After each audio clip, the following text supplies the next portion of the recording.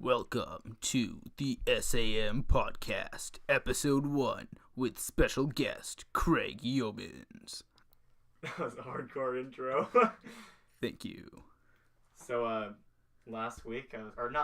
yesterday, I was watching some Counter-Strike, and I realized, I was watching Ian play the night before, and I realized, I think Ian might be like a professional, Ian Gallagher, because he doesn't spend any time doing anything other than it. So I was watching him play, and then I watched these pros play, and I was like, I think Ian's better than them. This is embarrassing. Well, I mean, you can play video games without being a professional. Do you know how many hours I have logged into Lego Star Wars The Complete Saga? I still can't beat the Camino level without dying like 3 times. Do people speedrun Lego Star Wars? I'm sure some people do. There was just that Games Done Quick thing. San Diego Games Done Quick, I think it was. And they have a bunch of guys speedrun, and it's just people who, like, play these random games. Like, someone speedrun Pikmin. Like, it's just any game. So you could show up and be like, hey, I can beat Lego Star Wars in 2.5 hours. Wow. That's an accomplishment. It took me, like, I don't know, a year to beat the first game when I was, like, 6 years old. Well, you're not 6. I'm not 6. Yeah. I think I've basically memorized those games. Yeah, exactly. You're set. You'll be like, oh, and because they do commentary and like they know what happens next. So you'll be like, oh, this is when Django pops out of the thing and then fires missiles at you. Yeah, like when on Camino, when you're Obi-Wan and R4P17, who's the worst player 2 character ever. Is it one of the droids? It's Obi-Wan's astromech droid who appears trash. for like 2 seconds and then gets his head ripped off in episode 3. Oh. Yeah. But moment of silence. yeah, they just like show up on the little platform and they try and replicate the scene where Jango and Obi-Wan fight, and then like little 11-year-old Boba Fett is in Slave 1 shooting at Obi-Wan, and it's very difficult because you need to be R4, which no one wants to be, and you have to like go over to the little control panels and like have these turrets distract Boba in Slave 1 so you can fight Jango. Meanwhile, Jango's shooting at you with his pistols and firing rockets at you with his jetpack, which is fucking bullshit because in the movie he had 1 rocket that he fired at Obi-Wan and he fucking missed. You heard it here first. Fucking bullshit. I always remember the one level being, there was this one level that was extraordinarily hard, and it was it's right after Order 66. Spoilers. It's right after Order 66, and you have to play as Obi-Wan re-entering the Jedi Temple. Oh yeah, you're Obi-Wan and Yoda. Yeah, and you have to pull out the platforms to jump over them, but you can't do it as one person. Yeah, I know, and you need. And the AI won't do it. So the biggest, I think when I was playing video games as like a child, I realized the biggest barrier while playing games is having friends. I think that was a wake-up call. For me, the hardest level in all of Lego Star Wars actually is in Lego Star Wars 2, the original trilogy. It's Episode 4, A New Hope, Level 5, Escape the Death Star. And it's right after you escape the trash compactor, and you're Luke, Han, Chewbacca, and Princess Leia. You don't have C-3PO and R2-D2. And you like shoot a bunch of stormtroopers and you like swing across this thing, and then you like build a little truck, and you need to like move across the like 5 or 6 little red dots in order to like open or it's to extend the bridge so you can like swing across, and then like you need a stormtrooper disguise so you can like get through the door to get to the next part of the level, which is the Death Star hangar where the Millennium Falcon is. And it's so fucking hard. I'm a little embarrassed that I know exactly what you're talking about. It's so hard. And I distinctly remember, it's like, is it dots or it's like little red circles, yeah, right? You have to drive through them. Yeah, they're like little red squares, and you have to like drive over them in the little truck, you know, because remember that scene in the movie when... They drive the truck. Yeah, when they drive the truck over the little red dots to open the door in the Death Star. Yeah. I totally remember that. Yeah, that was my favorite scene. I think... I always beat the Lego games, and it would take me like a year, so it's like a $10 investment for a year of enjoyment. That's pretty good. I think I bought that Lego Movie video game recently, and I hadn't actually watched the movie. You haven't seen the Lego Movie? Uh-oh. Dude, watch the Lego Movie. It's so fucking good. I heard it was really good. I didn't. Yeah, I don't know. The first Lego Movie and the Lego Batman movie are some of the best animated movies of the past like 5 or 6 years. Yeah, I'm dead serious. The Lego Movie, I thought it was gonna be shit because like it was gonna be a 2-hour Lego commercial, which it was, but it was a damn good one with like messages and good characters, and it was I don't funny. think Lego has ever done anything. Lego or LucasArts have ever done anything that I've hated. LucasArts, really? Well, they didn't they do the Total War games? Am I mistaken on that? Yeah, they just do like LucasArts has been dead now since Disney bought Lucasfilm. Rest in peace. Rest in peace. Yeah. Moment of silence is over. It wasn't long enough. No, not really. But yeah, LucasArts just did Star Wars games, like 2 or 3 Indiana Jones games, and those like Monkey Island games. Oh, Monkey Island's such a good game, Monkey though. Island. What? Okay, so man, rest in damn moment of silence for that. And now we have EA doing these shitty Star Wars Battlefront games where they charge like $60 for the bare bones. Woof. And then you have to pay to get Darth Vader. Yeah, you have to pay like $2,000 to get every piece of content in the game. That was the most downvoted comment in Reddit history. Seriously? Where EA, wow. they backed up their claim. Someone was like, I think you might have to pay for Darth Vader. And EA was like, oh, you do, but that rewards you. And it was like negative 300,000. Everyone was like, this is garbage. That is such bullshit. You buy a Star Wars game so you can play as Darth Vader and slash up rebels.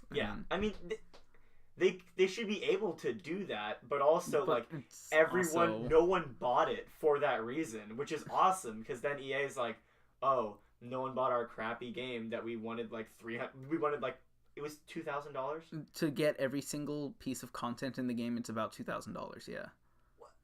Yeah, exactly. If you're gonna time gate stuff, don't make it so you can buy it. Like there's games like Diablo where like you can't. Actually, I don't know if that's true anymore, but you couldn't buy max level, but it would take you a long time to access all the content, and that would be fine if they did that, and you weren't able to just be like, oh, I have all the content now because I spent like an insane amount of money. Yeah, I actually haven't played either of the new Battlefront games just because I don't have any new game. Actually, scratch that. I recently got a Nintendo Switch, and I've been playing Mario Kart a whole bunch with my brother and sisters. Did you win the Nintendo Switch, or did you? I did not, but we got one anyways. Oh, you got one anyways? Okay. I thought Ben won that. No, yeah, I really want... I put most of my raffle tickets from Grad Night into the Nintendo Switch, and I only put a few into like the Star Wars Jedi Challenges VR thing because I didn't really want it that much. It was just, you got it. That's what I got, and I was pissed because I put like, I don't know, maybe 10 tickets into that, and I put like, I don't know, 50 into the Switch. I put no less than 80 tickets into the toolbox.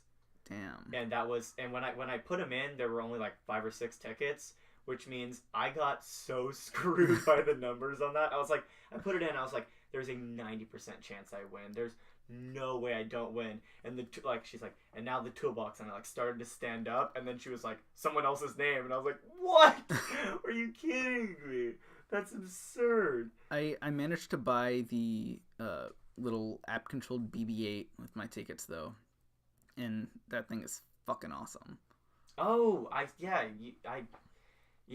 have bought stuff with tickets because I ended up getting like $800, $900 in those tickets, and I got to like $1,200. Sorry, damn. Mason got to like $5,000.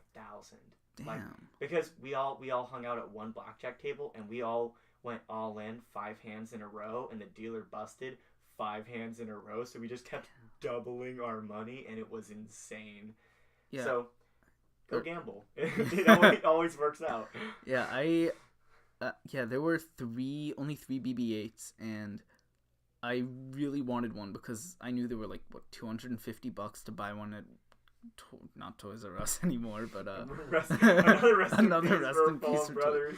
Yeah, or Walmart or Target or whatever, something like that. Yeah, that's crazy. And it was like 200 tickets at the Grad Night store, and I wanted to buy one before someone like Mason with like 5,000 tickets, bought one.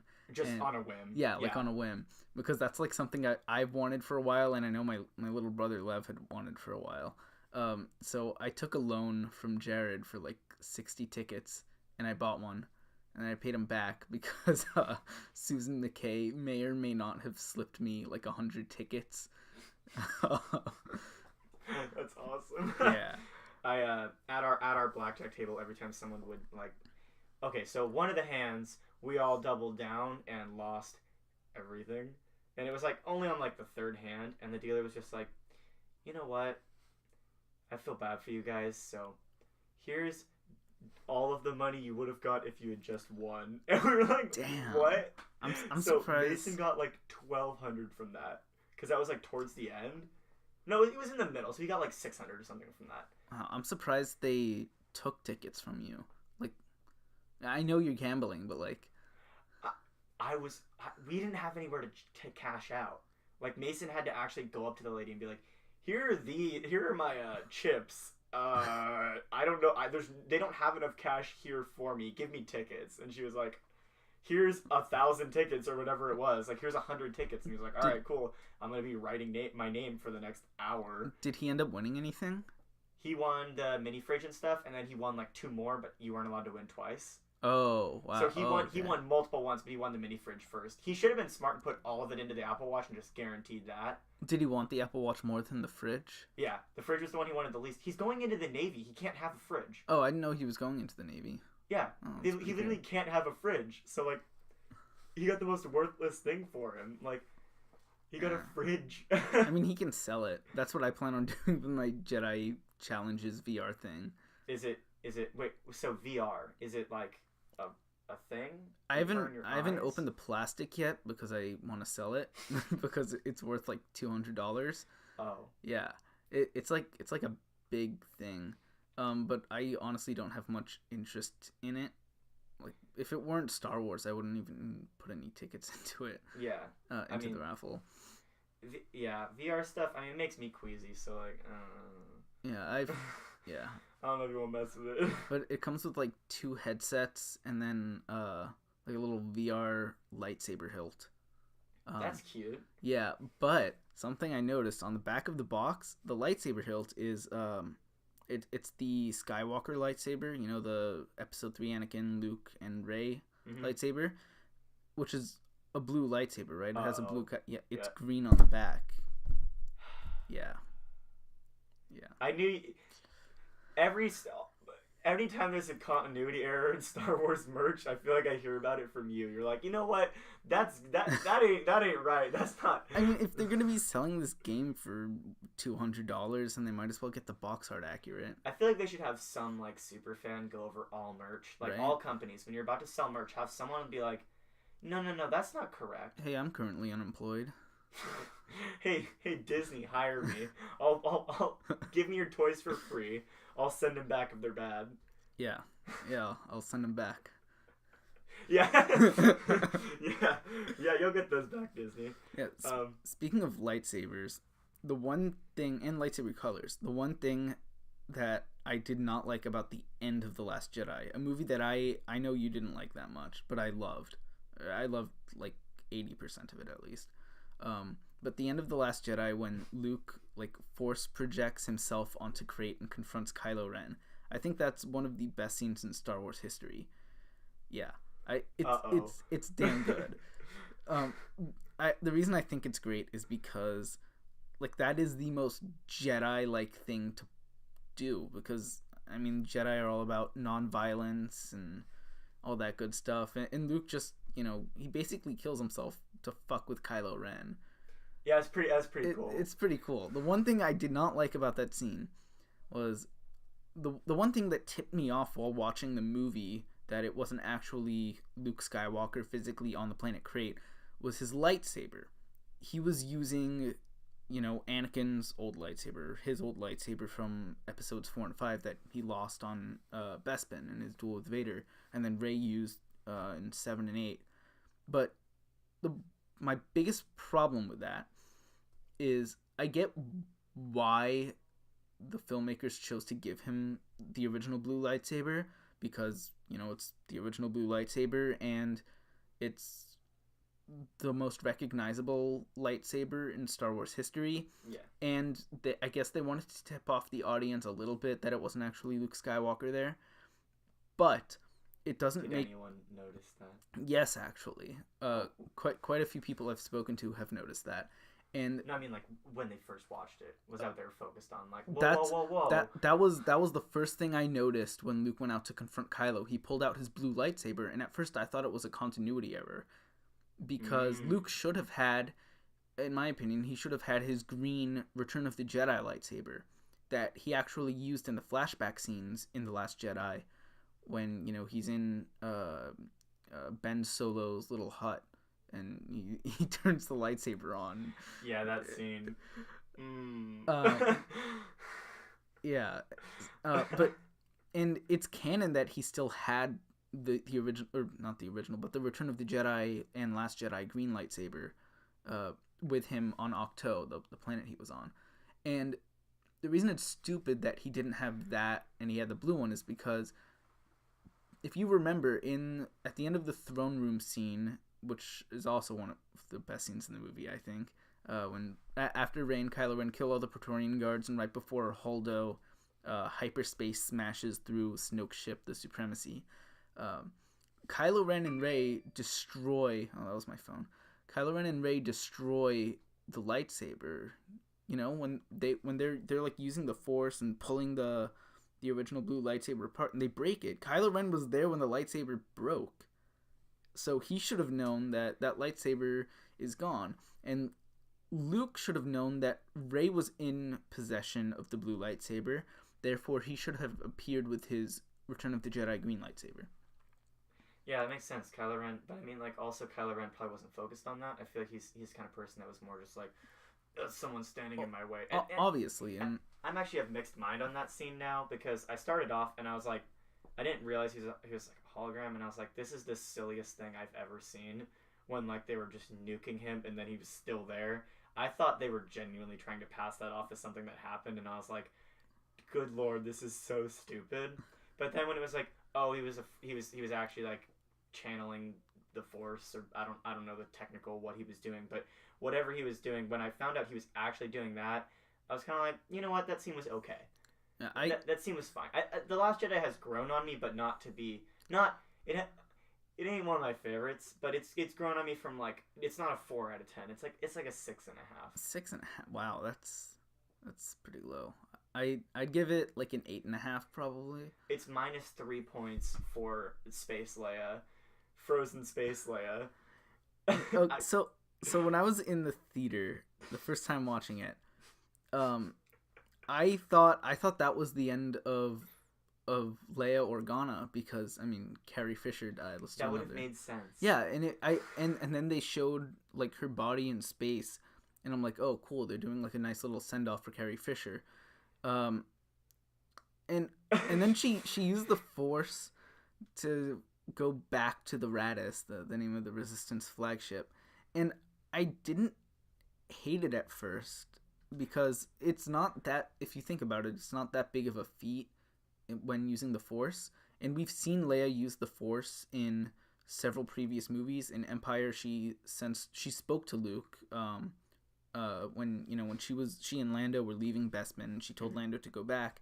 In Jedi, she sensed Luke survived the second Death Star explosion, and in Episode 7, The Force Awakens, she sensed Han Solo's death, and they cut away to her like grieving him after Kylo Ren killed him. And it made sense that she would be able to use the Force like that, and if you think about it, it's not that big of a feat because she's really just pulling herself in nothing because there's nothing in space. Yeah, I mean, that's not necessarily what bothered me. Yeah, just... What bothered me was the visual. It was the visual was like, whoa, this looks really corny, and what bothered me most was that would have made so much sense for them to, because there were a lot of reshoots, weren't there? Like, it would have made most sense for them to not Last Jedi didn't have any reshoots. You can edit the scenes that she's in after that out, like no problem. You can remove her character if they'd already planned on having her in, because she's passed, right? You can remove her, and then it would have made so much more sense for them to have just been like, oh, okay, we wanted to bring her back, but I guess it makes sense now that Carrie Fisher is dead to have, we'll leave that scene as a send off, and then when she starts to do the move her hand out thing, we'll kill that. We'll not put that in the final product, and then we'll just let that happen, because now they're screwed for the next movie. They're gonna have to do like Grand Moff Tarkin weird CGI face. They actually confirmed that they are not going to do that. So she's just gonna be dead. I don't know. It's gonna be really difficult for them to do that. Like it would have solved so many future problems for them to like. That's my main issue with it is now, because when I saw that, I was thinking about the next movie, going, they just screwed themselves. Yeah, like part of me thinks that they should have killed Leia, just so, and then maybe reshot a few scenes where either Holdo or Poe takes over more of her role later in the movie, because they had already shot the entire movie before she died. So I think they could have gone back and done some reshoots and some re-edits. But the other part of me thinks that I don't know. There were a lot of Leia scenes later in the movie that were really good, especially her scene with Luke on Crate. And I think as an audience, we needed just that reunification between Luke and Leia, because we have not seen them on screen together since Return of the Jedi. That's true, but they could have given her a heroic death or something, like or I mean, obviously this is after Holdo like suicide bombs this. Well, I'm saying that scene's after. So, but I think they could have added one shot where like Leia comes up behind Holdo as Holdo's about to make the decision, like puts her hand on her shoulder, and then they launch, and it's like, oh, I'm gonna die with the Resistance, or like I'm gonna die for the Resistance, or something like that. But like obviously that Luke scene is good, so I think they still could have had her die on whatever the red glowy planet was. Crate. Yeah, they could have totally had her die there, and it would have made sense. And like you could have had Luke be, or Luke could have been remorseful about it, like, oh no, like, well, Luke's Force thing could have like, or she could have like, or, I don't know, you could have made it work. I don't. It's just thinking about it now. If they were able to maybe CGI her for one or two scenes, like they did with Tarkin in Rogue One, they maybe could have had just Leia on the Radis, and have Leia hyperspace suicide the First Order fleet instead of Holdo, and then reshoot some scenes and add Holdo into like the Resistance transport ship with Poe and C-3PO and all them. Yeah. But yeah, I don't know what they're gonna do for 9. They said they're not gonna Tarkin CGI her. I highly doubt they'll recast someone as, famous and well known as Carrie Fisher in such an iconic role. It would be too jarring. Yeah. Also, but I don't want them to write her off.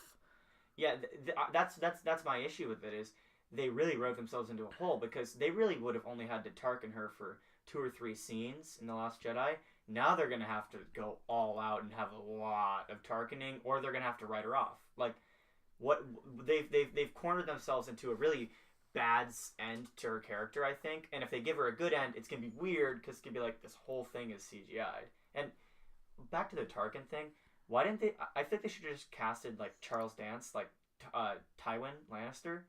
I feel like they could have casted Tywin Lannister and then just not CGI'd, and it would have been somewhat believable. Well, if you look at the actor, because they CGI'd over the actor's face. They did that in Captain America too. Yeah, they did there too. Yeah, but with Rogue One, the actor who played Tarkin, if you look at him, he looks enough like Peter Cushing that with Hollywood makeup they could have made it work. Yeah, they could have just given him makeup. They didn't have to do the weird, like, that's one issue with that I've had with recent Star Wars films, and not with Force Awakens, because J.J. Abrams was like, we're gonna try and avoid as much CGI as possible, because there was a lot of CGI. You watched the prequels. Well, yeah, but he didn't CGI. Like, yeah. There were a lot of Muppets, which is good. On Jakku, in like the first 30 minutes of the movie, they were like shoving it in your face. Look, guys, these are practical effects, real creatures. Yeah, it's true. They were really trying to. And now every Star Wars movie needs to have a scene where they go into like a bar or a tavern or something where tons of Muppets and like in Force Awakens you had Maz Kanata's little castle that got blown out.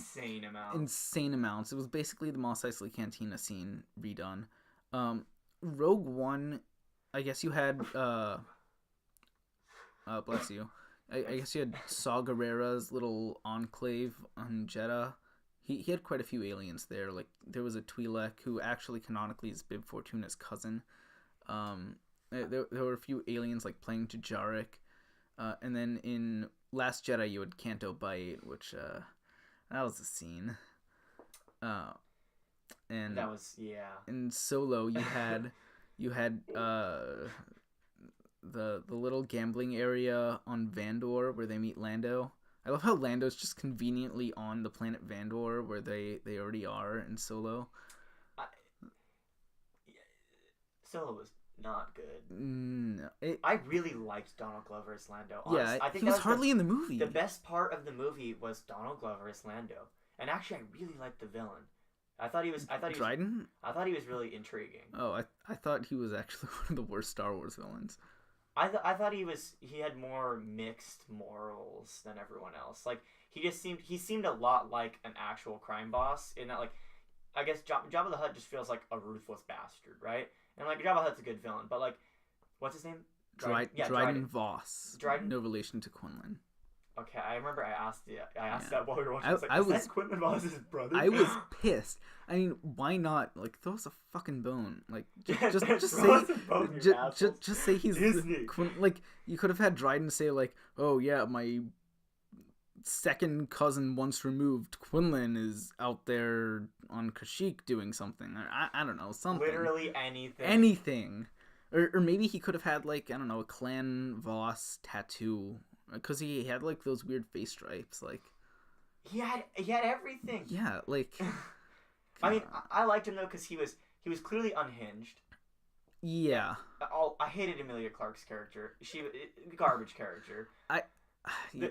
I feel like she got fucked over in the reshoots. She was no. It's not Emilia Clarke's fault. No, it's not her fault. It is. The acting was fine. The acting. She's a great actress. I thought the acting all around in Solo was pretty good. The one issue is I see her and I'm like, oh, Khaleesi, and then it's right. Well, no, that's actually just Emilia Clarke. I say that in every movie that she's in. I'm like, oh, that's the Mother of Dragons, and then it's like, oh, it's not. But the fact I would have been fine with her double crossing Han and being actually with Dryden, but then double crossing like there was too many like switches in a 5-minute span of her morals, and then for her at the end to just go, oh, I'm with Darth Maul was just like, what are you doing? Like, Darth Maul would have been sick. It would have been so sick to see Darth Maul if it wasn't so absolutely bizarre that she was with him. Like, if that had made a sliver of sense, it would have been fine, but it didn't. It was like, what? Why are you with Darth Maul now? What's going on? It makes no sense. What doesn't make sense to me is that, like, I like that I like the whole double crossing at the end when she, you know, told Han that she's gonna be right behind him, and then she stayed on the ship to like have the dramatic space phone call with Darth Maul. But what doesn't make sense to me is that she's very selfish and she looks after herself first. I mean, I think she does actually care for like Han, but not that much, and no one else really. There's no one else in the movie who she shows compassion to. Well, I thought it was weird because she had such a change of heart. I guess years had passed, right? Right. So I guess she was still like a child and it was young love, but like she was really like, you could tell she was very invested in Han at the start. And I thought like she'd see Han and just be like, yup, let's be buds again. But like the fact that I don't know, I guess she had a change of heart, and I guess that's sort of the implication is like they were just kids, it was stupid. But wow, did her character change? It's stupid because she's looking out for herself. She kills Dryden because, you know, she doesn't want to be with you know, a crazy gangster like that, and she wants to, you know, undermine. I almost said Black Sun, because that's a crime syndicate from the old canon. It's actually canon now, but and yeah, but now Crimson Dawn, the new thing. She wanted to like undermine Crimson Dawn, but then she goes to hang out with a fucking Sith Lord. And yeah, and she saw Darth Maul turn on his lightsaber. Does she not understand how fucking crazy and dangerous this guy is? Like, this guy killed a Jedi Master. She talked to him like she was basically like on a first name basis with him too. She was like, "Hey, Dorothy, you're ready to go take over the galaxy?" Like, I think it's interesting. So wait, that's gonna be before. Like, okay, so if Darth Maul has all those no, he doesn't have the explosives. She didn't have the explosives, or did she? You mean the coaxium, the fuel? Coaxium, yeah. She does not have the. No, Han took the coaxium and gave it to Enfys Nest. Yeah, gave it to Enfys. Yeah. So, what does she have to deliver to Darth Maul? Like, wouldn't he be pissed at her? Well, she told him that Beckett killed Dryden, and basically everyone else in Dryden's crew's dead because Enfys and her like pre-rebel crew killed them all. So really, she's like the highest in command of Crimson Dawn. And Maul says, come to me on Dathomir so we can deal with the traitor Beckett. But neither of them know that Beckett's dead at this point. Yeah. So, I mean, obviously Kira was lying to Darth Maul. But that's dumb. I think Darth Maul could have sensed that. Darth Maul definitely knew. Wasn't he a pretty powerful Sith Lord? Like, he was pretty powerful. Yeah, like he survived getting cut in half, and then he lived for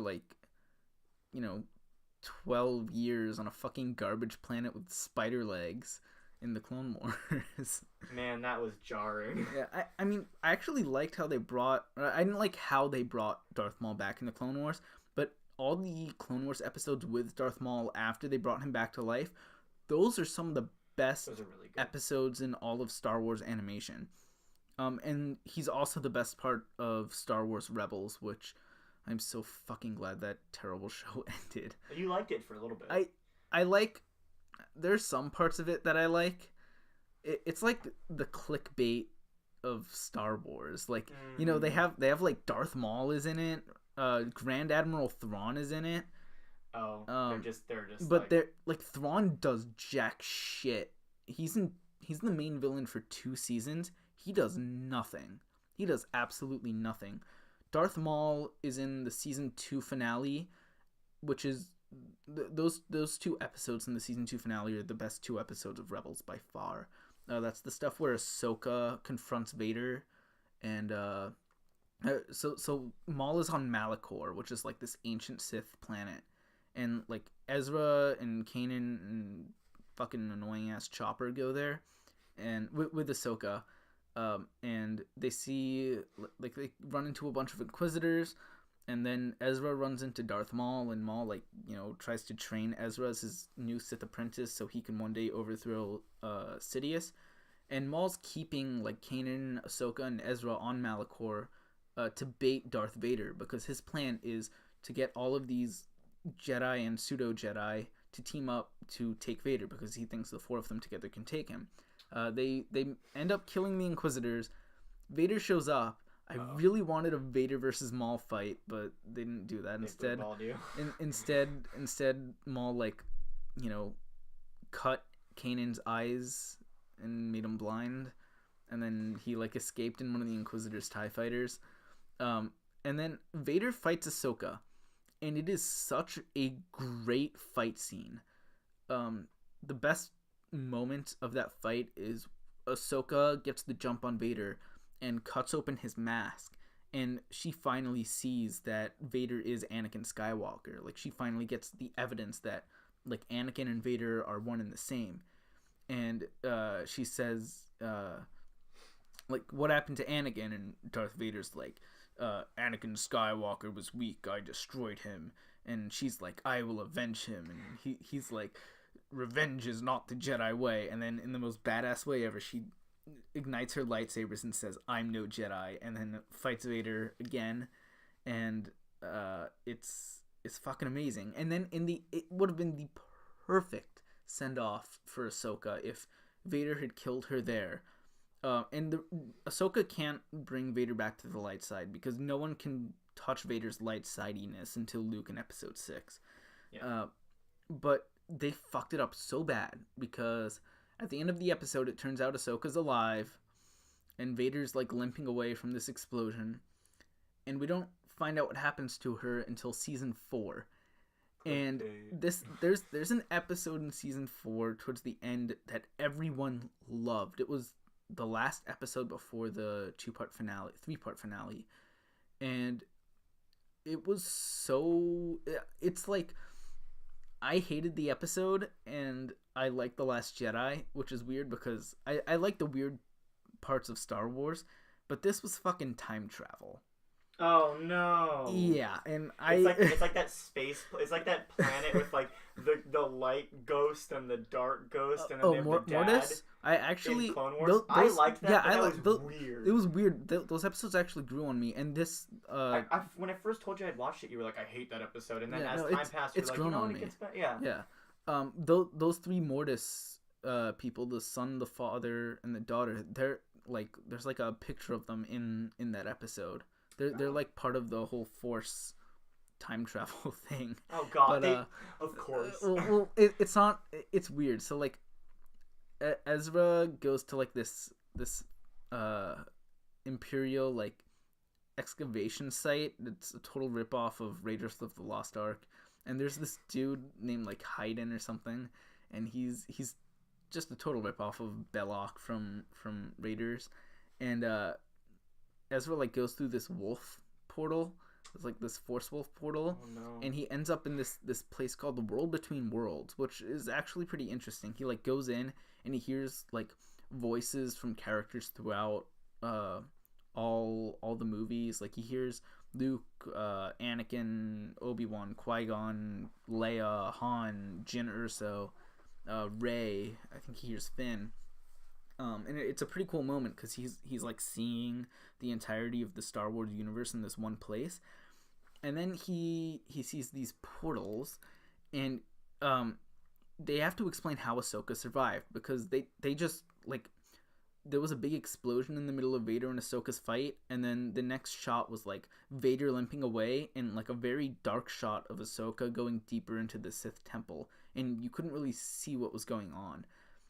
And I laughed when this happened when I was watching the episode, but Ezra reaches through the portal and he like grabs Ahsoka's shoulder and pulls her through the portal. Oh no. And Vader like swings and misses and then like falls through this thing in the floor, and that's why he's limping at the end of season 2. And they go to another portal where they see Kanan. A spoiler alert, Kanan dies. Yeah, his death was actually pretty good. But like Ezra has the chance to save Kanan, and like Ahsoka convinces him not to do it because it'll like fuck up space and time and all that. And then Palpatine shows up in that portal, but he can't enter the World Between Worlds for some reason, even though he's Darth fucking Sidious, the most powerful Sith Lord to ever live. And he like shoots this weird blue force mist at Ahsoka and Ezra through the portal. And they like jump through separate portals, and what does Ahsoka do? She jumps through the same Malachor portal. So, and that's why she's like going deeper into the temple at the end of season 2. So basically it was all like a sidetrack thing for nothing. And then at the end of season 4, they actually did this thing that I kind of liked, where they showed most of the main characters after Return of the Jedi. Like they jumped way ahead in time. And like Hera had a kid, and she had like fought in the Battle of Endor. They confirmed that Captain Rex actually fought in the Battle of Endor, and they retconned him to be like this one background extra on Endor in Return of the Jedi. What else happened? And then you gotta hear this. Yeah, the season 4 finale. Ezra and Grand Admiral Thrawn get taken out into deep space by hyperspace whales. Space whales that can jump into hyperspace, like actual whales. They're called Purgle. It's an actual thing Oh, they did. no. Yeah. Yeah. Oh, And no. that's how they explained why Ezra isn't in the original trilogy, because you can't have any Jedi around, otherwise, they'd be helping Luke. So they killed Kanan. Ahsoka was doing like fucking nothing during the original trilogy. I don't know why she didn't like show up on Yavin in A New Hope and like, I don't know, train they didn't Luke. know she existed then. Obviously. They added her in the Clone Wars and were like, "Oh, here's a character. What are we gonna do with her?" Yeah, and then they had her survive Order 66, and that's all fine. But she should have died in Rebel Season 2. Died or like done something, like left to go somewhere, right? And then you could maybe write her in later. Well, even if she's around the galaxy, shouldn't she be helping Luke Skywalker and the Rebel Alliance take out Vader and Sidious? Like, imagine if she went with Luke to the second Death Star in Return of the Jedi to confront Vader and Palpatine. Like, that could have gone very differently. I mean, do you know why she didn't? Oh, I know why. She didn't exist. There's no foresight.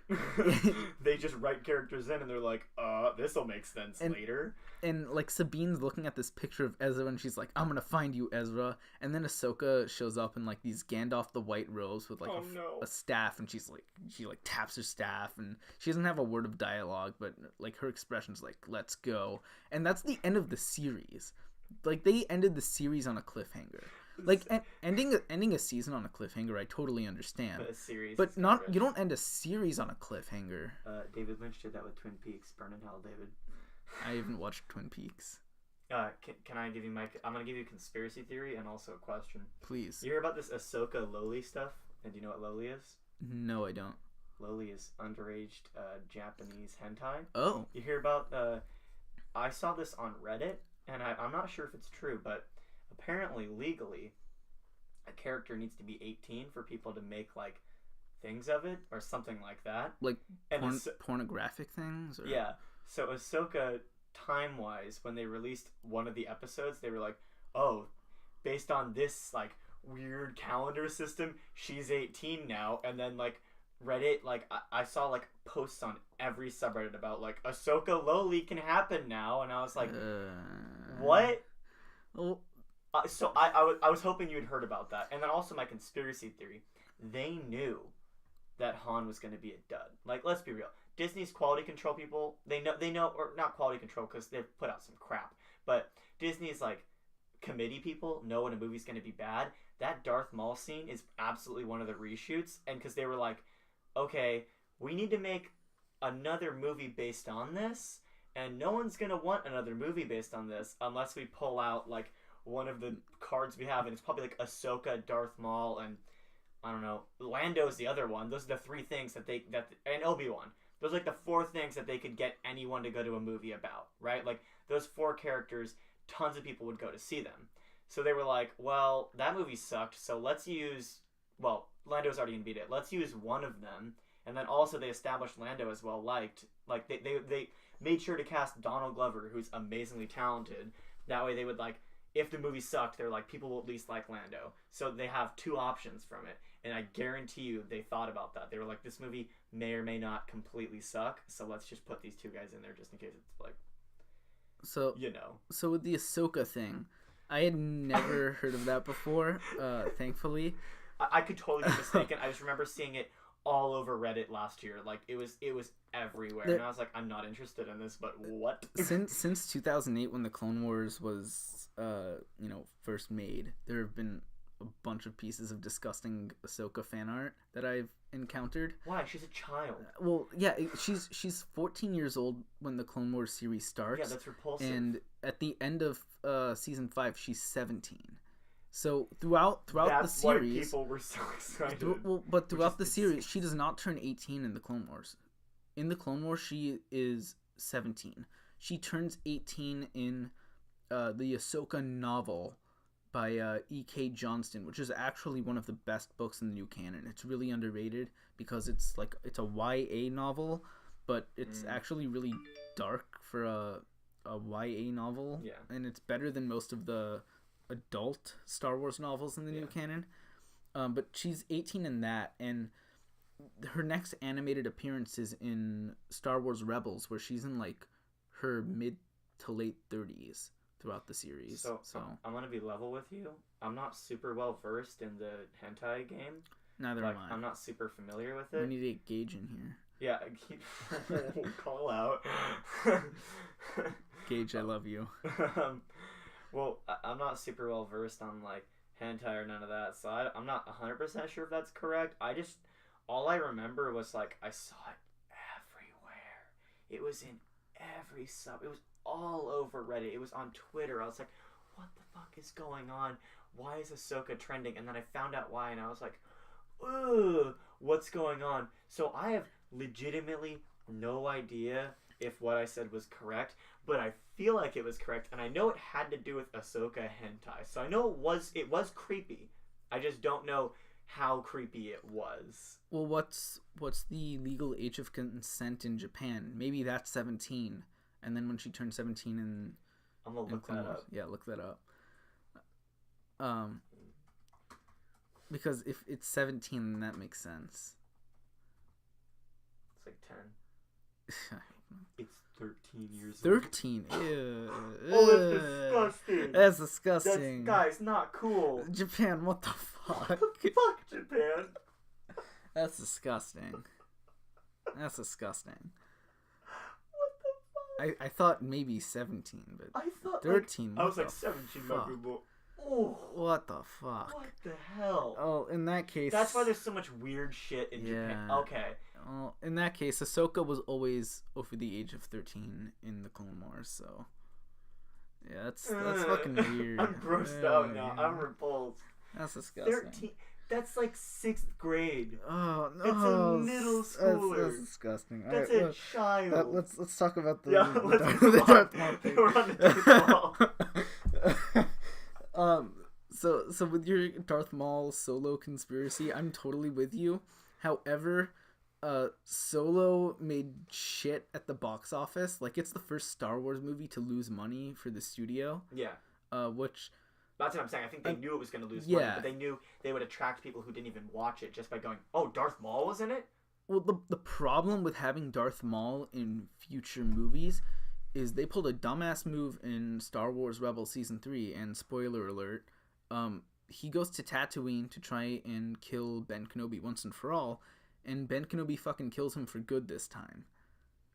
So, Darth Maul's like, right now in the Star Wars timeline, he's like, I mean, Rebels takes place a few years after Solo, so, I mean, they could still do more stories with Darth Maul, but the problem is we know what happens to him. We know in a few years he's going to go to Tatooine and get fucking killed for real by Obi-Wan. I mean, we know Han. We know exactly what's going to happen to Han afterwards. Exactly, that's why they shouldn't make these fucking prequels. That was my issue with Rogue One, too, because I was like, we know what happens. Like, Rogue One was okay. Rogue One was a good movie. To be fair, with Rogue One, we did not know what was going to happen to a lot of the new characters, like Jin, like the crew, like Jin, Cassian. Yeah, you've heard my criticism of Rogue One for that reason. Is that like, what's going on with the characters? The characters are really shitty in Rogue One, but it's focused on the characters. But what works with as far as tension goes is we don't know what's going to happen to the characters. Had Chewbacca or whatever, just theoretically, if Chewbacca was a part of the Rogue One crew, we know what happens to Chewbacca. That's a very good point. We have no idea where anything go. One of my problems with Solo is that we know exactly what happens to Han. Yeah. We know what happens to Chewbacca. We know Lando survives at least until we're a little bit past Return of the Jedi. We don't know what's up with him later. I would love to find out. Give me a Solo movie. A Lando standalone movie where at post Return of the Jedi, would he be played by Billy D. Williams or Donald Glover? Or both. They could do like an Indiana Jones and the Last Crusade thing. They could do an Indiana Jones. I was thinking Denzel Washington. Because isn't he too fucking old? He's not that old. I mean, they got Mark Hamill, Carrie Fisher, and they look old. Mark Hamill looks pretty good for his age. But wasn't he older than all the other actors? Mark Hamill? No, Billy. Billy D. I never remember his last name. I know his name is Billy. His name is literally William Williams. Billy D. Williams. Williams. Wasn't he older than all the other actors? I thought him and Darth Vader were like the two oldest people on. If Billy D was older than like the rest of the main cast, then he wasn't that much older because they could bring him back. He's probably in his early 70s. But does anyone want to watch? I mean, like, no offense to old people, but like, does anyone want to watch an old movie or a movie just following an old guy? No. That'll be garbage. If he has like a small role in episode 9, I think that would be cool. That would be sick. Yeah, and they can bring Billy D back for that because I mean, look at. No offense to Carrie Fisher, like she was a great actress and all, but she did not look good for her age. Rough. She did was so much 60. Like heroin and shit when she was young, and when she was old, and that's what killed her. Oh, she kept doing it. When she was dead, they did an autopsy on her body, and they found cocaine in her bloodstream. Yeah, she had, my god! Yeah. I thought she cleaned up. Yeah. I think she did clean up, and I think she got back around like those corrosive people. Yeah, she just got back into drugs after they filmed episode 8, which is really sad. I recently lost a cousin to drugs and alcohol, and it's no good. Like, no joke. Seriously, people listening, don't do that shit. But Carrie Fisher was only 60 years old when she passed away. And she did not look like she was 60. No, she looked well into her 70s. Yeah. I mean, Harrison Ford definitely looks... He's like 70, though, isn't he? He's like 78. Oh, I was going to say he looked old for his age. He looked great for his age. He looks really good. Same with Mark Hamill is like, I don't know, in his late 60s. And he looked really good in Last Jedi. Good. He's put on some pounds, but that has nothing to do with age. That's just like, he put on weight, whatever. Yeah. I mean, the Carrie Fisher thing is like,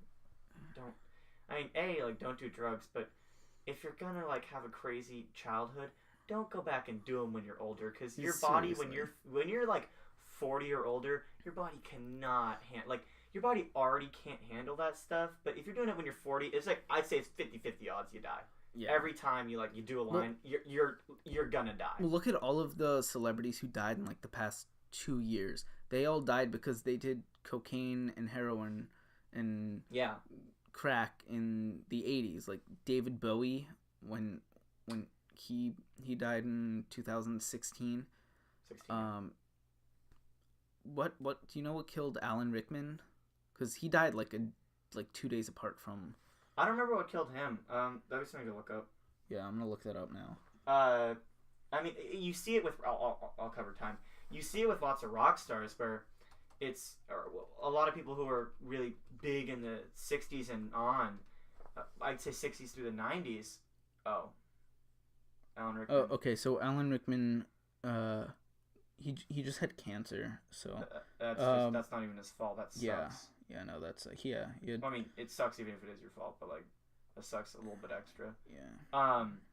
But you see with a lot of rock stars where a lot of the people who clean up, and if you don't do it again, your body can recover. Like, obviously there's damage that's been done, but your body can recover. Like, there are some people who partied so hard. Like, all the guys in Aerosmith are alive, and none of them deserve to be alive. Like, they all did like enough coke to like kill like elephants. Like, they've done so many drugs, and they're all in their 70s. Or, well, they look like they're in their 70s. I think they're in their 70s. But like, how does that happen? But then you see these guys, these artists who continued to do drugs. Like, I think they cleaned up pretty quick, I think.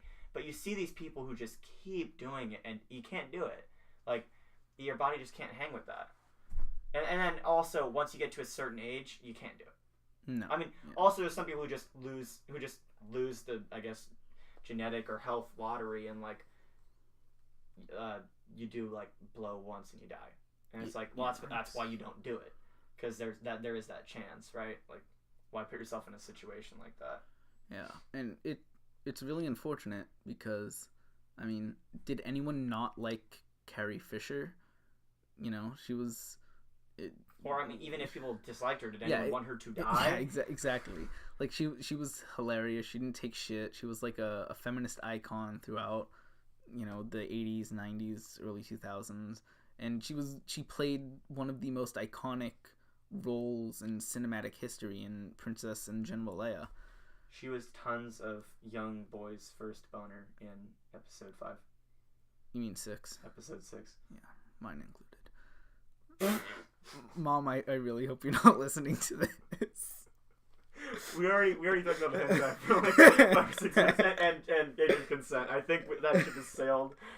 Woo! There we go.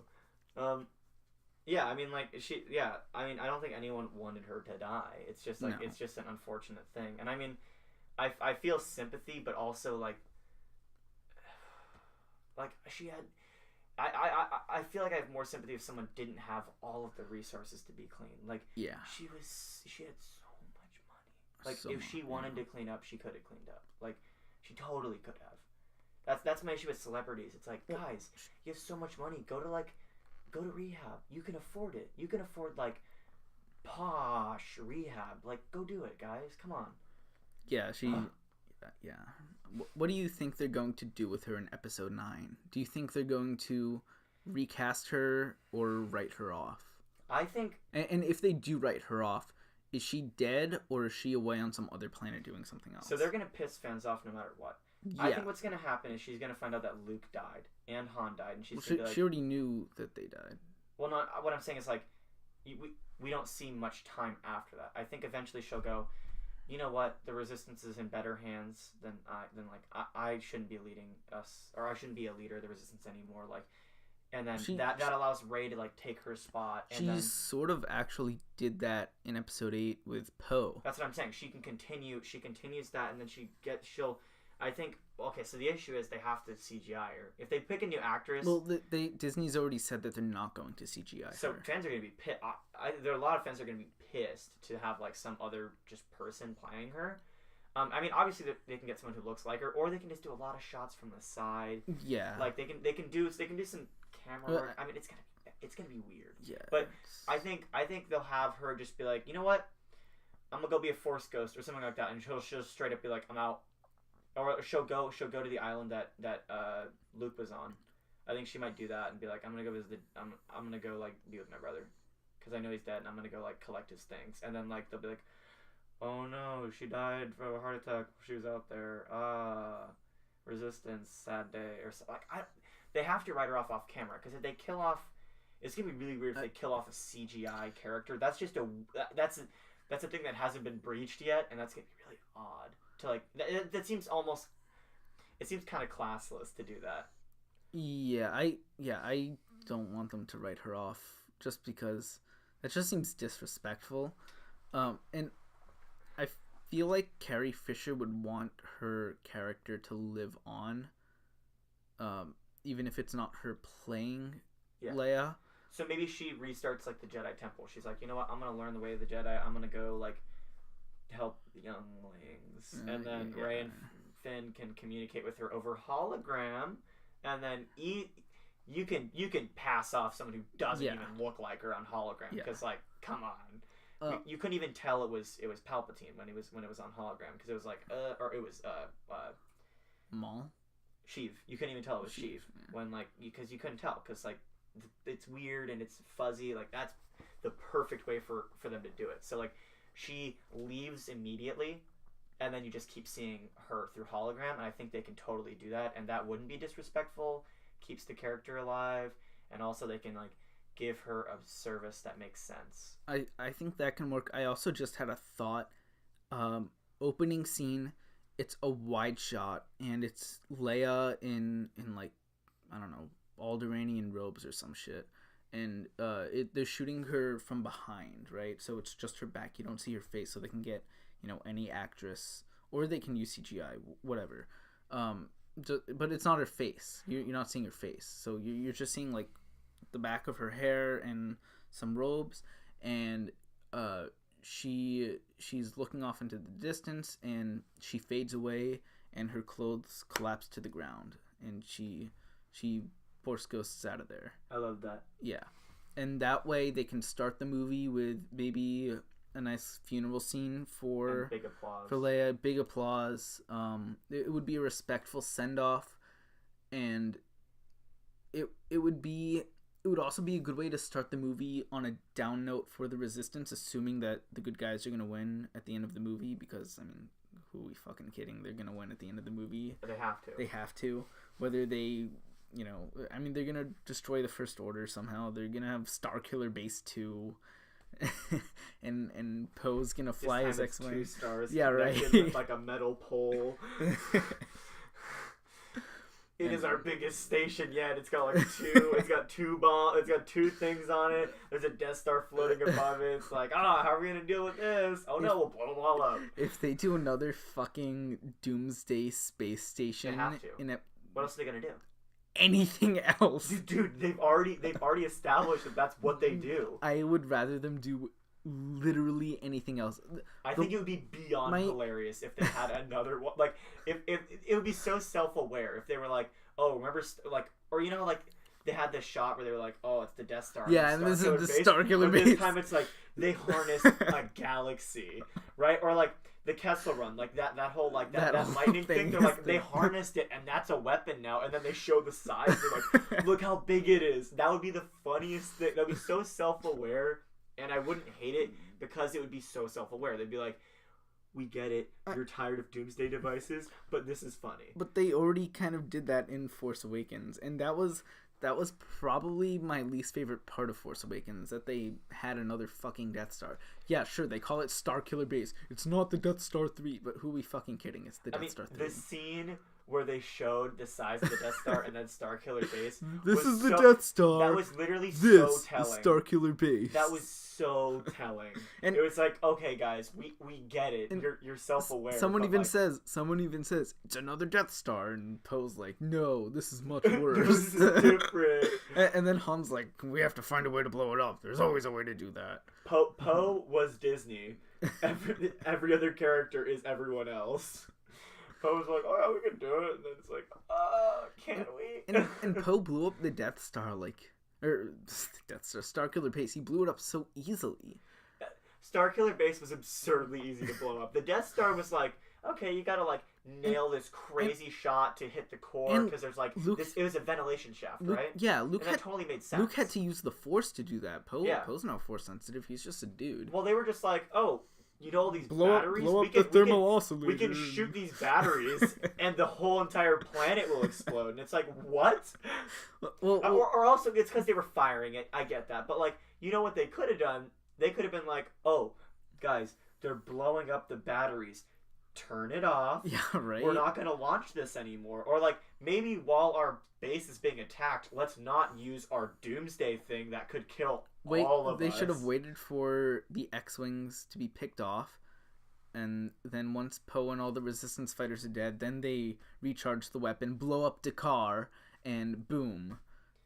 Then the Resistance is dead, First Order wins. There are just about infinite things the Empire, First Order, whatever it is, could have done to win and did not do. Like, Palpatine, for being brilliant, truly made some humongous mistakes. Well, in Return of the Jedi, his only flaw was Other than that, he's a perfect man. Palpatine is a perfect man, but really the only flaw in his master plan was that he was killing Luke. Like, if he had not nearly killed Luke, then Vader wouldn't have turned on Sidious, and like all would have been well. Luke would have died. The Death Star might have blown up, but I'm sure Palpatine could have, like, I don't know, used the Force to blow up the Millennium Falcon or some shit. He's Palpatine. He's the most powerful Sith Lord. Palpatine he would have made it work. Really, if you think about it, the loss of the Battle of Endor was all because of Admiral Piet, who was the admiral of the Executor, Darth Vader's Super Star Destroyer. Because he was a dumbass and decided to turn the shields off, and Arvel Krynid, why did they do that? Because they wanted to fire on Akbar's ship. But Arvel Krynid, the A-Wing pilot, he's just like, yeah, I can't hold it any longer, and he like spirals into the Executor's bridge and blows it up, and then it crashes into the Death Star. And that was a little like, what? The Executor, like, it was a cool scene, but Piet's a dumbass for doing that. There's a lot of dumbasses in the Empire. And another flaw Palpatine had, actually, had he not oppressed the Ewoks with his garrison on Endor, then the Ewoks would not have sided with the rebels, and without the Ewoks, the rebels would have totally lost the Battle of Endor. Or if he's gonna be super evil, just eliminate the Ewoks. Like, seriously, dude. Like, you either don't piss. Like, why? Yeah, I don't know. It's like all the Imperial forces in our world were like, let's either make nice with them or let's completely subject them. He should have done one of the two, not been like, oh, we're just gonna piss them off enough that if someone wants to fight us. But Craig, if the stormtroopers had killed all the Ewoks, then what action figures would they have to sell? And what would they do for the Ewok standalone movies? No, not the cartoon. Show. No, that's the cartoon. Oh, there are two live action, oh no, made for TV Ewok films. That sounds like the Minion movie because none of them speak. Oh, they made them speak English? They make them speak English. That's so jarring. Especially because they're all like, it's so, what they speak is so far removed from English. Well, they actually don't speak English until the second movie. But, yeah. They learn. Well, there's the main character is like this fucking 3-year-old girl named Sindel. And Sindel. Yeah, there's a really funny fan theory that she grows up to become Captain Phasma. Dude, I love the absurd fan theories like that. I love the theory because it would give something to Phasma's character. Honestly, they took Brienne of Tarth. She who is the most been... badass woman on the find me a character other than Kill Bill. Outside of the Kill Bill movies, find me a more badass female character than Brienne of Tarth. No one. Brienne of Tarth is she's cooler. She's coolest. Like, no one is amazing. cooler than her. Like, Brienne of Tarth is the most badass woman ever. Do we even see her face? Phasma's face? Phasma's face. Well, when she dies in Last Jedi, you see like part of her face when Finn cracks open her helmet. Why did they take the coolest woman ever and be like, you know what, we're gonna have you always wear this helmet in this chrome suit? I would have been fine. I like her design, and I would have been fine if she never took off the helmet. But she doesn't do anything.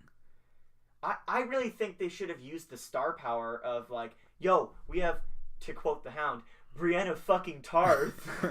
Like, dude, we have Brienne of Tarth here. That is the coolest character ever. Let's use that. And then they were like, nope, mask all the time until she dies. That was literally like, I didn't fully make the connection in my head. I was like, that's her voice, but like whatever. And then I didn't even make the connection that it was Brienne of Tarth until I looked when she died, and I was like, oh, those are her eyes. Oh, that is her.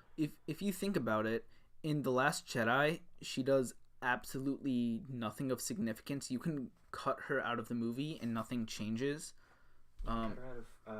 Force Awakens. You can just put some schmuck with a helmet on. True, but with Force Awakens, she lowered Starkiller Base's shields when Finn, Han, and Chewie captured her. And here's what pisses me off. Disney advertised Captain Phasma as... Look at that poster. Yeah, right that there. poster. Look at how big and badass exactly. she is. For people listening who can't see Craig's room, there's a poster that I got him a few years ago that has Captain Phasma like right in the fucking middle. And she is a good fifth of the poster. She covers 1/5 of the poster. She is almost as big as Kylo Ren. Yeah. And and then what does she do? She says FN 2187. Put your helmet back on. That's all she does. She's like, why is your helmet not on? Put it on. And it's like, okay, submit Phasma. your blaster for inspection. Yeah. Okay, Mom. That's all she is. And they advertise her as the first female Star Wars villain in a movie. That is not true. In Star Wars Episode 2, Attack of the Clones, Zam Wesell, the assassin that Jango Fett hires to kill Padme on Coruscant, I did my research. In Episode 7 and Episode 2, Zam Wesell has more screen time than Phasma. Not in 8, not with 8 combined, but in episode 7 and episode 2, Zam Wesell has more screen time than Phasma. Zam Wesell doesn't have a poster dedicated to her either. No, she and doesn't. Captain She does Phasma more. She does more. Captain Phasma has lots. Yeah, Zam Wesell actually like causes them to be nervous. She's like, right? She almost kills Padme. It was a stupid way that she with the fucking it was bugs. Dumb. Just blow her brains out, right? Don't put insects in. Like, yeah, she was dumb, but she almost succeeded. Captain Phasma is just like, fuck, you got a gun to my head. She almost killed Anakin. Over the First Order. She almost killed Obi-Wan and Anakin. Yeah, she was a badass. Yeah. And then she has that sick death where it's like, whoa, she's a shapeshifter. What's going on? Yeah. I mean, you can make the case that the home girl on Kamino is almost a villain because she ends up being a villain. Ton Wee, sort of. She's more of like a thinking villain. Yeah, but she's still a villain, I would say. Yeah. The gal who mixes and stirs is a villain. Gourmanda from the holiday special. Whip stir. I think she's a villain. And what also pisses me off about Phasma is let's go back to pissing on Phasma because I hate her. Disney's like, look at this strong female character, and I'm like, awesome, strong female characters, we need more of those. But Phasma's a weak female character. Like Phasma's the all she does in episode 7, she gets captured by Han, Chewie, and Finn on Starkiller Base. Yeah. And instead of sacrificing herself for the First Order, she decides to shut down the shields, and because of her, Starkiller Base blew up. Yeah. And then in episode 8, all she does is fight Finn and die. The way I look at it is, if you're gonna make a strong female character, you shouldn't be able to just replace them straight up with a dude and have there be no plot difference. Like, Captain Phasma could have been some guy, and there would have been no change to the story. Like, the point of having like a strong female character is like there is a female trait that makes them like really valuable. Like, if Phasma was like more, I don't know, like caring wouldn't work, but like if Phasma was, I don't know. Women are stereotypically more smart than men, right? So like if Phasma was more like intelligent than the other stormtroopers, and like that's how she rose or something. But like, and that's why Kill Bill works, because it's like she uses her status as she's like, okay, I'm not gonna be able to overpower these dudes, so I'm gonna use badass weapons and stuff to kill them. All the women in Kill Bill are fucking badasses. Yeah. Like Oren Ishii, she's one of my favorite movie villains. Period. Uma Thurman is the greatest actress of all time. She was really good in Batman and Robin. That's right. Poison Ivy. Shut it down.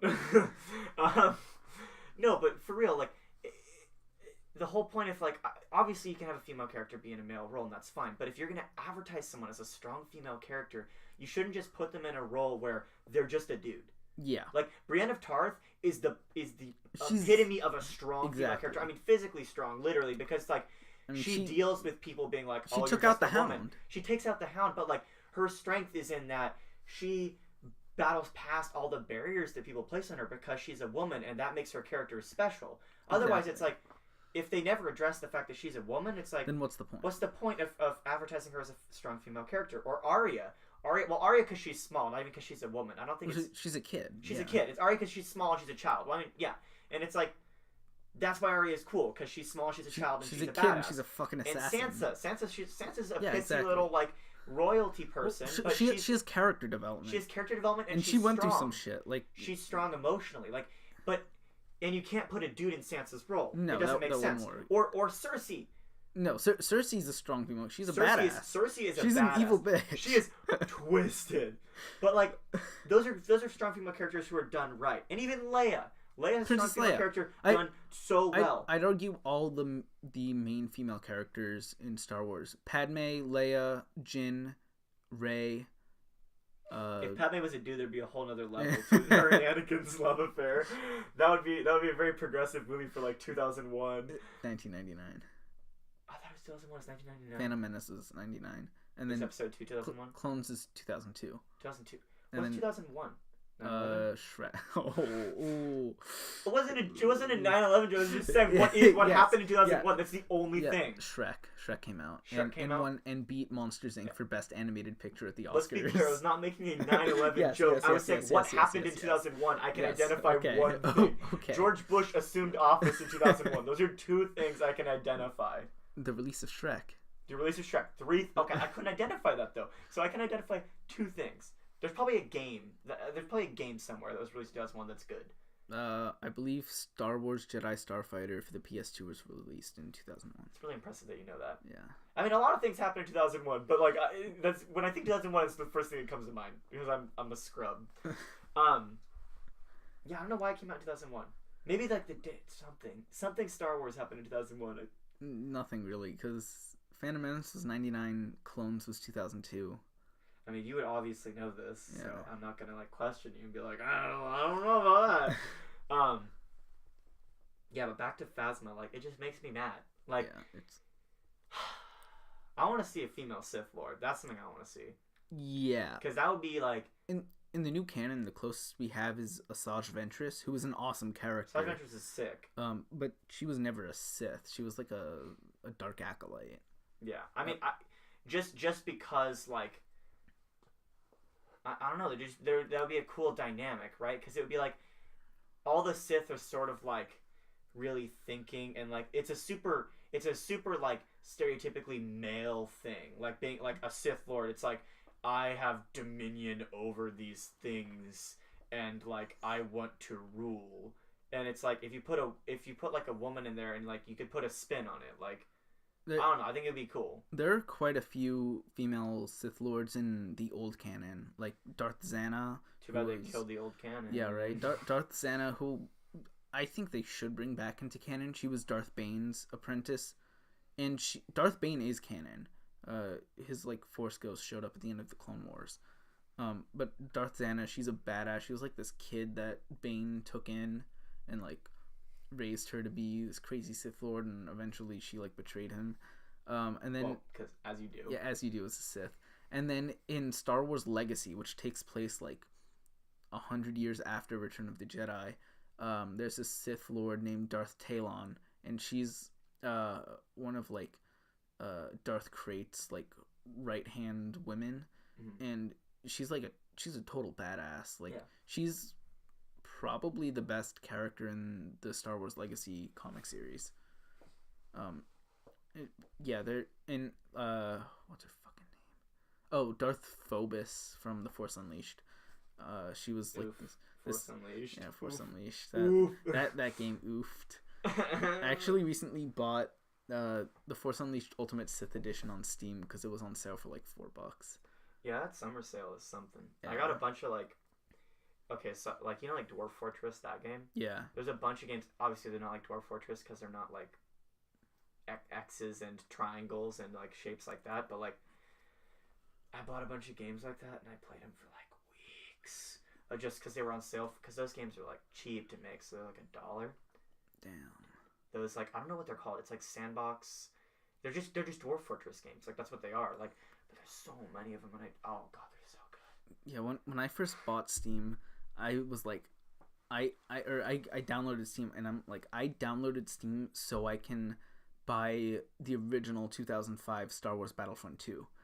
Yeah. And I bought it, and then I checked, and it said for Windows only. I have a Mac, and I was like, fuck! I just blew $10. I did that with Fallout, with the old Fallout games. I was like, I'm gonna play these on my Mac, and then I was like, of course they're not compatible. It's a fucking 2004 game.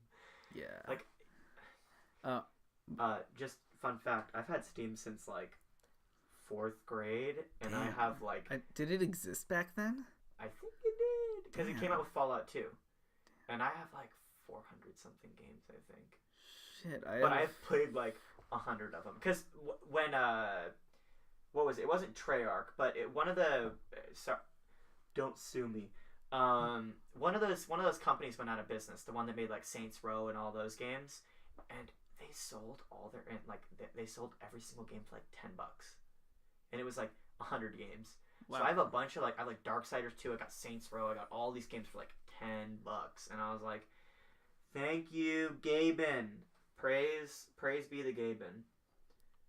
Yeah, I have like the Jedi Knight games, which are awesome with Kyle Katarn, not canon anymore. Moment silence, rest in peace. I also have like the original Dark Forces, which is the Star Wars Dune ripoff.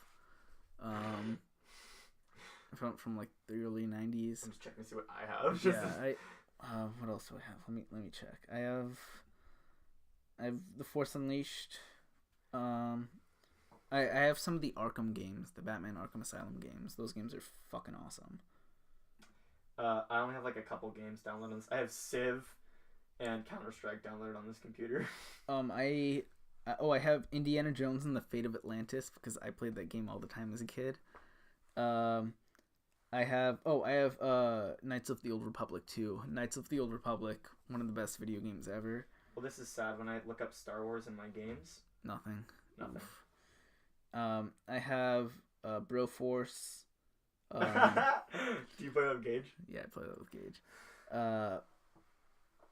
And Lord of the Rings Online, which I used to play way too much, and then I stopped because it was stupid. That Lord of the Rings Battle for Middle-earth 2, that's a game that I wish they would make a new version of. Do they have it for the Mac? Is it not Mac compatible? Well, I know Lord of the Rings Online is because it's just some stupid MMO. Well, Battle for Middle-earth 2 was this crazy fun game. It was an RTS, a lot in the... I don't even know how to describe it. It's really the perfect way of doing an RTS. It was pretty fast-paced. Like, games would take about an hour. You'd build a base, and you can only build one base. Oh, there was this... it was called... it was this Dungeons and Dragons game. It was called, like, something Land 2. And I played it. It was Dragon something. Dragon Shard. We should clock this at, like, 5 minutes. Because in like 5 minutes we should stop. It's long, and we have to go. Yeah. Yeah. It's called Dragon Shard, and it's these games where it's a limited base. You can only build, like, one of each kind of thing. But, like, I don't know, it just worked so well, and I don't even know how to describe it. It's definitely not a base building game because all your bases would have to be small, and it was just so brilliantly done, and it had this really long story that followed this homeboy that rode on a scorpion, and it was cool, like this non-canon homeboy that was like just with Sauron, like hanging out. It's such a good game. Is this game canon within like the Middle Earth? I really think it isn't because you kill the hobbits. Oh. That would be a dark ending. Yeah, Battle for Middle Earth. They don't have it. It's not on Steam. Let me see if it's Mac compatible, because if it is, that's a game worth buying. Because it's actually, this is your sponsored segment. EA, or no, whoever made that. Battle for Middle Earth. Fuck EA.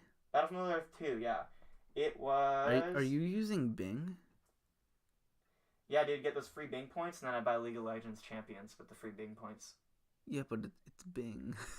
Well, they just ripped off Google's code, so, like, it's the same thing. Oh, is it like Google now? It's literally just Google. Oh. It's EA, LA, and DICE. It was released in 2006.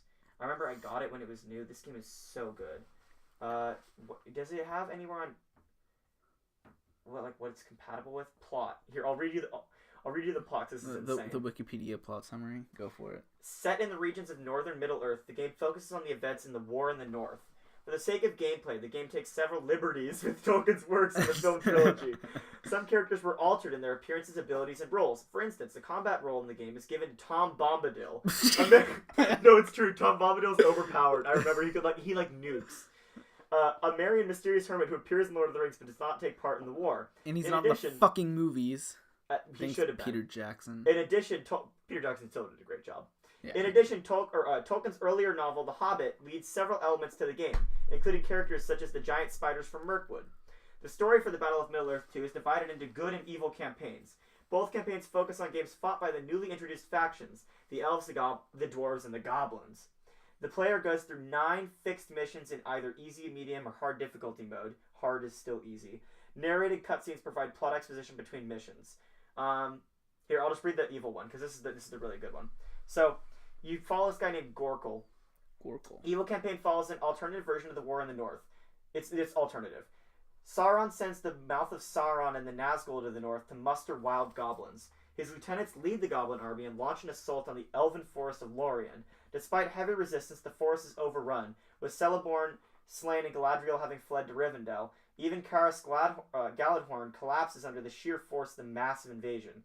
The Mouth peers eagerly into the captured mirror of Galadriel for his next attack. as his goblins celebrate their triumph over the elves amidst the ruins of the once mighty ancient stronghold. Another group of goblins, led by the goblin king Gorkle, attack the Grey Havens by land and sea. Wow. It's something. Wow. The elven port is destroyed and captured, and they march across. The march across Eriador begins. Hobbits of the Shire are chosen as the next target. Gorkle's horde manages to crush the hobbits and burn their country to the ground, but Saruman's servant Grima suddenly appears with a large army of Uruks and claims the land for his master.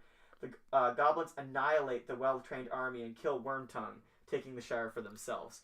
It's something. It really takes liberties, but at least so Wormtongue cool. dies. Yeah, at least Wormtongue dies. It's actually so sick. Like you take Hobbiton, and it's I can't even describe it as I can't even explain it through any other game because there's no RTS that does it this well. Like StarCraft, it's StarCraft. You know what? Let's just say it's StarCraft, except a lot less tactical, and it's with Lord of the Rings. Right. You know what's stupid? In the theatrical version of Return of the King, they don't show Saruman's death. Are you serious? Yeah. Have you not seen the theatrical cut of? I haven't seen it since I was. Oh, okay. So I watched the theatrical cut when I was on the plane flying back from New Zealand. That was the last time I watched it. But I've watched the real movie. Well, not the real, but I've watched the extended edition every other time that I've watched the movie. Yeah. The good version. The real version. The real version, yeah. There's a lot of stuff that belongs in the movie that doesn't make it to the theatrical cut, and it's like, wow. Yeah, they not as good. They don't show Saruman's death. It's really weird. Like, I don't know why they cut that out of the movie. You kind of have to show Saruman's death. Right? Like, if he's still there. He's one of the main villains. He's really powerful. Like, and he has more screen time than Sauron does. They just don't show the Battle of the Black Gate. Yeah, right? Like, it's like doing that, though. It's like, oh, yeah, the Ents taking Isengard? That doesn't happen. They show it, but it's, like, way shorter in the movie. His death is kind of savage in the... Yeah. Like, Wormtongue pushes him, right? Yeah, and then Legolas shoots. Legolas shoots him, and then Wormtongue pushes him, right? Wormtongue pushes him, and then he gets impaled by the wheel. Gnarly. Yeah. But exactly, it's the fitting end for an evil bastard. Rest in peace, Christopher Lee. Yeah, rip Christopher Lee. All right. Thank you for listening to the S.A.M. podcast.